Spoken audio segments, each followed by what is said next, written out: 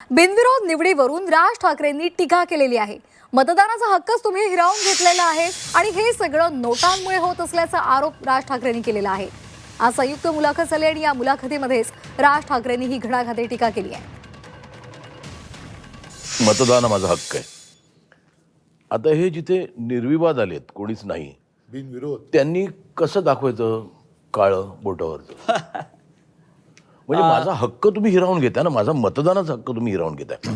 तर माझं म्हणणं तर त्याला काही पर्याय नाही आणि ही सवय अख्खी लागू नये प्रत्येक ठिकाणी।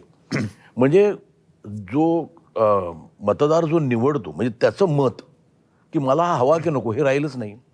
मग अशा वेळेला तर काही करू शकत नाही। आता एखादा आला निरो, कोणीच उभं राहिलं नाही, मला वाटतं तिकडे असं आलं पाहिजे की मग 30% लोकांनी म्हटलं ना की आम्हाला नको, तर ते बाद केलं गेलं पाहिजे। काय आहे तो मला अधिकार, मत आहे ना माझं। त्या वोटिंग पॅड जे आहे ना त्याच्यावरती एक अधिकार आहे नोटांचा, पण त्या नोटांमुळे झालेला प्रॉब्लेम आहे हा।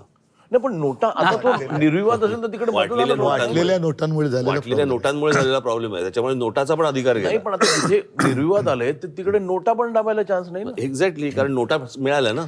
नाही, पण म्हणून माझं म्हणणं आहे की नोटा हे नाही पाहिजे। नाही महेशजी, हा. म्हणून जसं काही वेळेला एखाद्या कामासाठी टेंडर काढलं जातं आणि ते टेंडरमध्ये जर काही गफलत वाटली तर रिटेंडर करतात।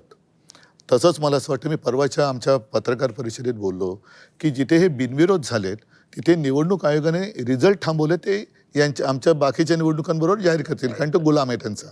तिथल्या निवडणुकीची प्रक्रिया नव्याने घेतली पाहिजे।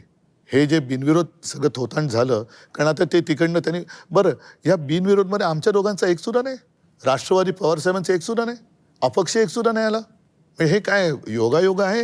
त्याला मी तेच म्हणतो, म्हणजे ते योगायोग आहे का काय आहे? काय हे नाही माझं म्हणणं आहे की लोकांच्या मताला काही व्हॅल्यू आहे की नाही? मग तिकडच्या लोकांना त्यांचं मत असेल की नाही स्वतः, त्यावेळेला म्हटलं की जर का 30% लोकांनी त्यांचं पण मतदान घ्या।